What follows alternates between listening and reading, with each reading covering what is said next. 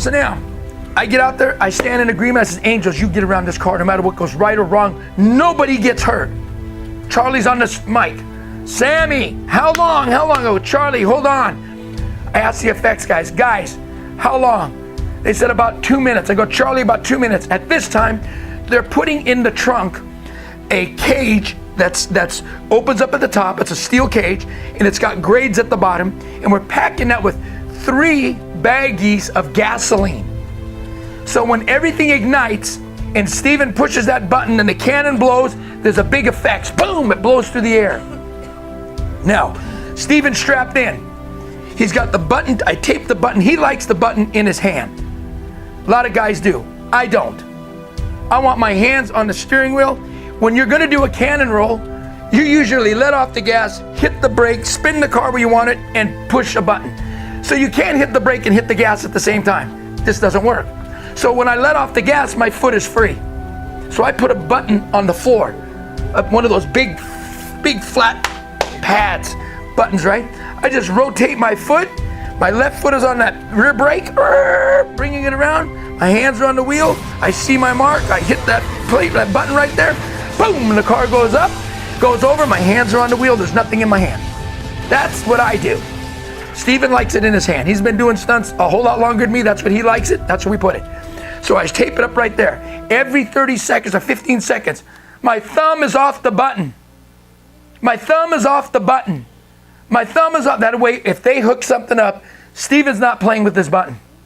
So Charlie yells again, Sammy, how long? I go, how long, guys? I go, we're getting ready to go hot. I go, Charlie, they're going, boom! The car blows up. I'm standing next to the cannon. Whoa. The cannon is on the left side, right behind the driver's seat. Steven's already in. The car's started. I haven't shoved it in gear yet. I'm standing right by the door jamb of Steven in the cannon. They wired it up wrong. When they put the wires together, the cannon went off. But boom, it blew up. The camera was on in my car and Oliver's car. All the flames. Now watch, what did I tell you the cannon was hooked in with? Tacks. Mm-hmm. Tacks, little tacks. Oh. Let me show you how awesome the God is that we serve. The cannon went off with 10 ounces of dynamite. But boom, the flames and everything engulfed me. You know what I was wearing? This, Levi's, a white t-shirt. This is how I was. All the flames engulfed me. But boom, it blew me in front of the car. I'm the one who got blown in front of the car. Charlie's wife is in the car with Oliver.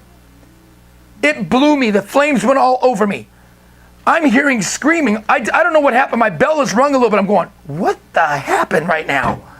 All of a sudden, and then I collected myself. I knew that the cannon went off. I'm hearing screaming. I know Steven is safe because Steven has got all his fire gear on. He's belted in.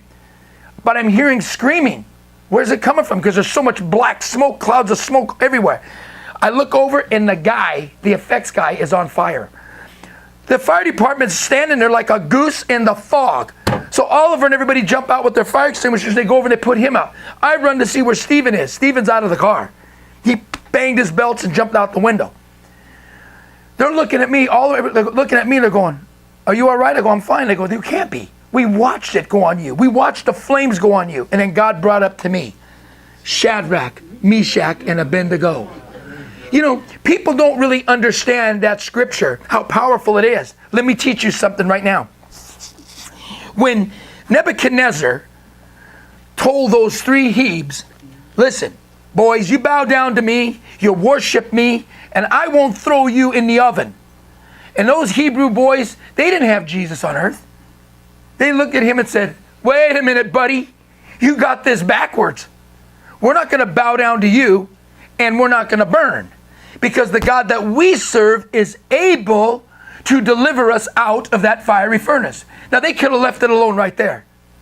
But then they had to put salt on the wound. They said, not only is he able, he will do it. Now, that's kicking Goliath right in the stomach. So you know what Nebuchadnezzar said? You ain't going to talk to me that way. Guards, big guards, the strongest guards, get over here.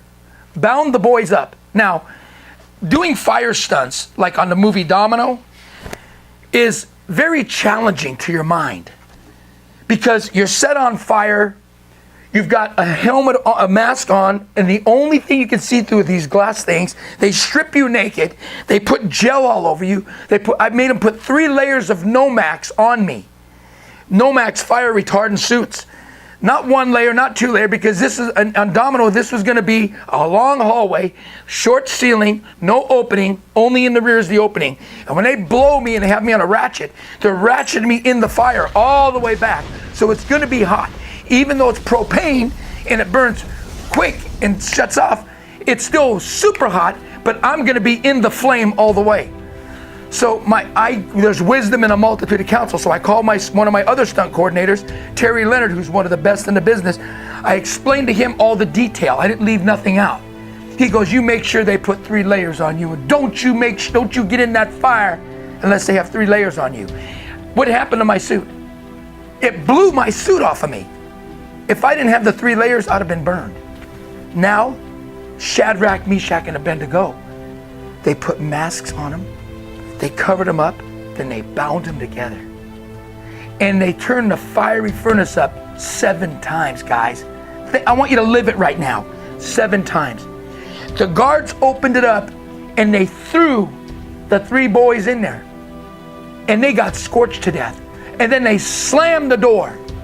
Now let me show you the revelation of this. When Nebuchadnezzar looked in there, he seen what? He says, we threw 3 in there, but I see 4. And the 4th one looks like the Son of God. Now how did Nebuchadnezzar know what the Son of God looked like? Think about that. He wasn't in God's camp. How did he know what God looked like? How? Jeremiah 1, I knew you before. See, we know God before we've come here.